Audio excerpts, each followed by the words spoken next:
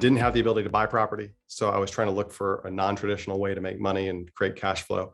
And I'd heard about Airbnb. I was doing it with a spare room in my apartment, a 2-bedroom apartment that I had. And through the idea of a chance encounter with a stranger on a plane, he suggested that I start leveraging other people's properties. So I started leasing a bunch of properties, putting them on Airbnb, and then started building a really big business doing it that way. That's kind of how I got started. I eventually started teaching what I know to other people. And now I have over 100,000 customers and 10,000 people in my direct training around the world, 43 different countries. And I've helped all kinds of people start their own Airbnb business. So this didn't, I mean, 2017 is not that long ago. That's No, when you no. started this? Yeah. Well, actually, I was doing Airbnb a little bit before that, but I really went full time around that time. And just a few years ago, launched my online course and my online education. And now we do coaching where we work directly with people in wherever they live to help them get their own listings on Airbnb. Congratulations. I mean, Yeah. that's quite a success story. So when you first got into Airbnb, were you buying properties and doing Airbnb or? No, I didn't have any properties at the time. So after 2008, I didn't own anything. All the properties during that crash, I lost everything, had to start over. So I basically just did rental arbitrage. I would rent a property for $1,000 a month, put it on Airbnb and make $3,000 a month. And so I was getting permission from the owners to do this. Of course, it was all with their blessing. And I was able to do that and get one property per month and start building, a nice, healthy, multiple 6-figure income.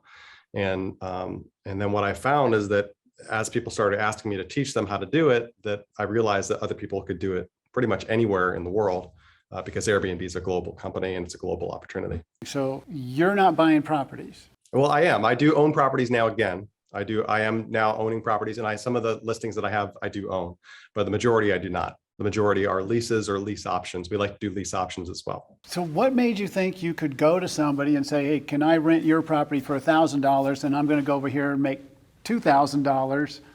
I was coming from the investment world myself, being a real estate investor.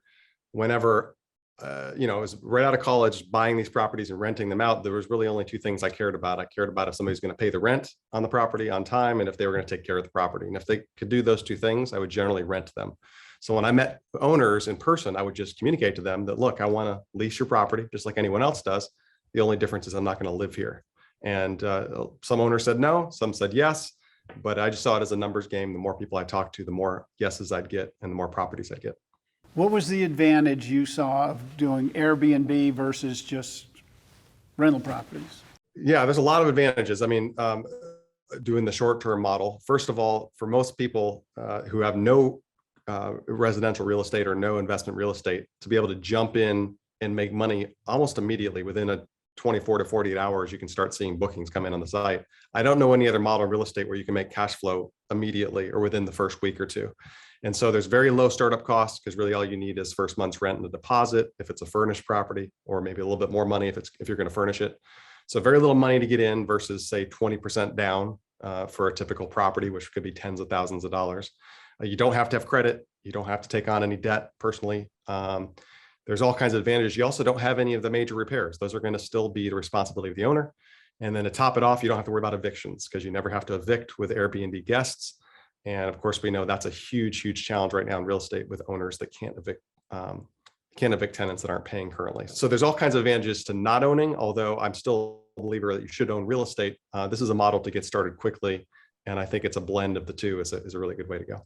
Let's go back for a moment. If you can remember the first person you approached to see if you could rent, and then could we call it a sublease or? It's not a sublease because a sublease means that you're putting someone else in place who's then going to pay the rent.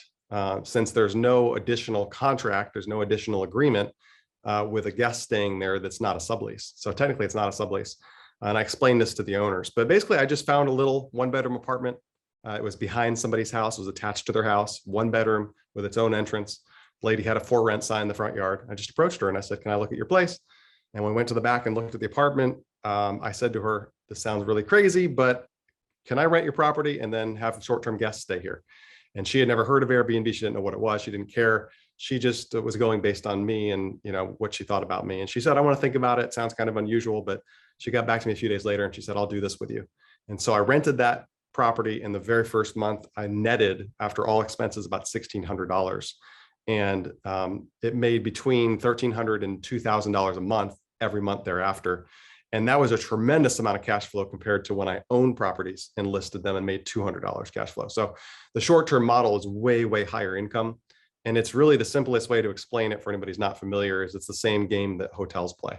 So hotels have a mortgage that they got to pay on their property, but they rent out by the night, which allows them to create, essentially take something wholesale and sell it retail. So you're taking the month and you're selling the days. And so that's the model that I used, and that's the model that I teach.